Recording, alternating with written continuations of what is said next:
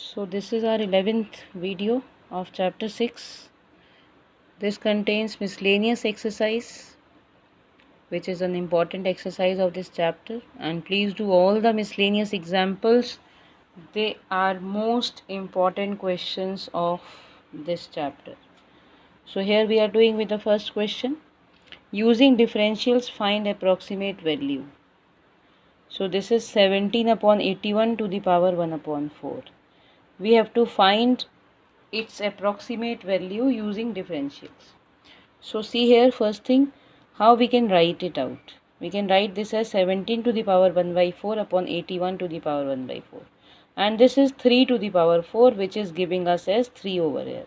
So actually, basically we are supposed to find the value of only 17 to the power 1 upon 4. When the value will be coming, then we'll divide it by 3 and we can get the answer. So let us see, let us assume that our function is 17 to the power 1 upon 4. So here's just see this fx. So fx becomes x to the power 1 upon 4, where we can say that x is 16 and delta x is 1, because 16 plus 1 is 17. So our function becomes f of x plus delta x is equal to 17 to the power 1 upon 4, which gives us delta y is equal to f of x plus delta x minus fx. So from here, this is 17 to the power 1 upon 4. So this is 17 to the power 1 upon 4. We have to find the value of delta y plus fx. How we will be finding delta y? Delta y is equal to dy by dx upon delta x. Already we have done in the video of approximation. So from here, this is dy by dx. This is our function. Let's find dy by dx. 1 upon 4 x to the power 1 by 4 minus 1 into delta x. So this gives us minus 3 upon 4. So I had written it in the denominator 4 into x to the power 3 upon 4. And up it is delta x. We know that delta x is equal to 1. So substituting these values, 1, and this is 2 to the power 4. So 4 and 4 is cancelled. We are here with 2 to the power 3, which is 8. 4 into 8 is 32. So our answer is 1 upon 32. So this is the value of delta y. We will be substituting over here in this equation.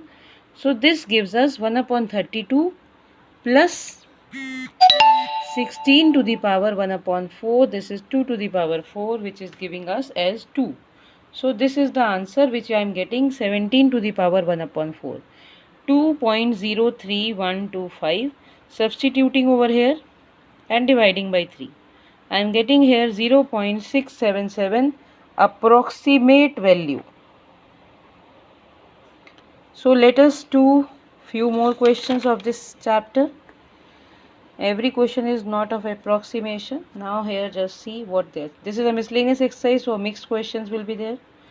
So here we are doing with question number 6. Find the intervals in which the function fx given by this is increasing and decreasing. So we have to find the intervals in which this function is increasing and decreasing.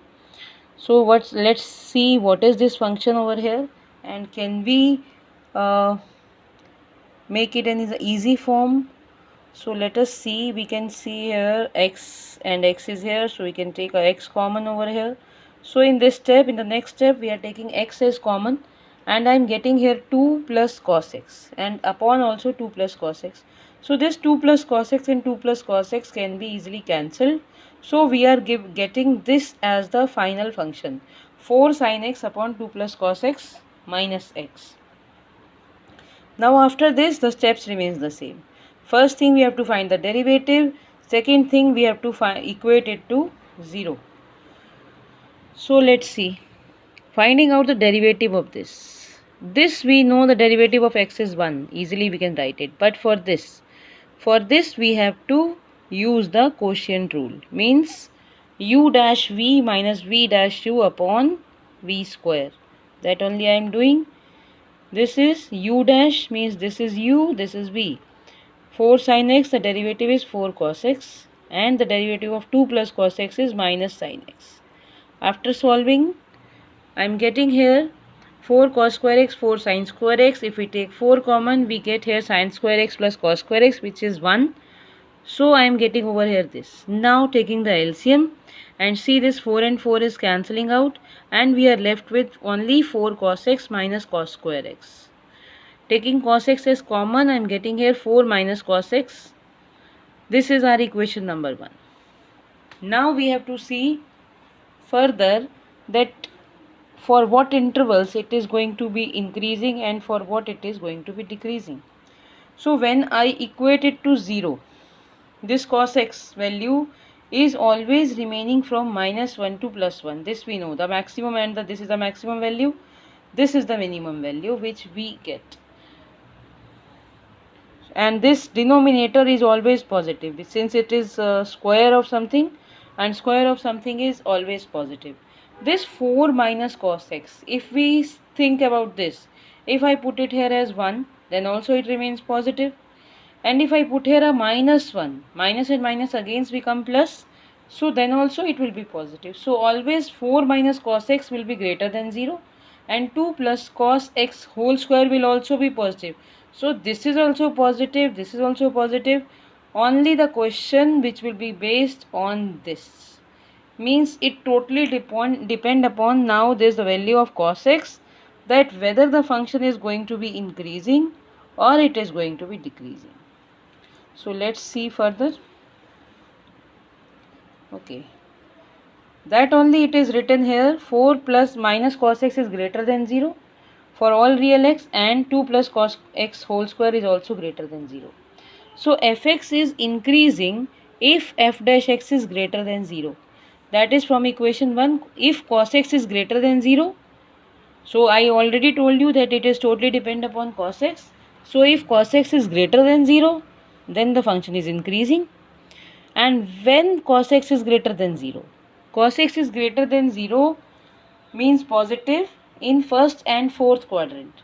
So first quadrant is from 0 to pi by 2, and fourth quadrant is from 3 pi by 2 to 2 pi, right? So these two are the intervals where this cos x will be positive, means greater than 0. So in these intervals the function is increasing. Now where the function is decreasing means less than 0, and less than 0 means negative, it is in second quadrant and third quadrant. So just see, this is the second quadrant from pi by 2 to pi, and the third quadrant is pi to 3 pi by 2. We can combine and write it together as from pi by 2 to 3 pi by 2. The function is going to be decreasing function. So after the derivative part, it's very important, you can easily find the derivative, but after that you have to keep on thinking that how you are going to proceed. Now moving to the next question, question number 8. So I am doing here many questions for you for the miscellaneous exercise, as it's an important exercise and it can help you in solving the questions. Find the maximum area of an isosceles triangle inscribed in the ellipse. This we have already done in class 11th, ellipse. So you can see the figure also, it's an ellipse. X square upon a square plus y square upon b square is equal to 1, with its vertex at one end of the major axis. This is a major axis. At one end the vertex is there. So this is the isosceles triangle. And the equation of ellipse is this: x square upon a square plus y square upon b square is equal to 1. We already know that cos square theta plus sin square theta is also is equal to 1. If we just compare these two equations, we can say that x upon a is equal to cos theta and y upon b is equal to sin theta. So let's see further. This is a bit longer question than general questions. So this is here, x upon a is cos theta and y upon b is sin theta, which I am getting here x is equal to a cos theta and y is equal to b sin theta. Now since PAQ triangle is an isosceles triangle, again I can show you the diagram over here. See here the diagram, this is an isosceles triangle, so M is the midpoint of PQ. Here I had written here some coordinates of P and Q. See here, just now we found out that x is equal to a cos theta and y is equal to b sin theta. Since this is the first quadrant, these both things are positive. And if I talk about Q, x will be positive and y will be negative, so it became minus b sine theta.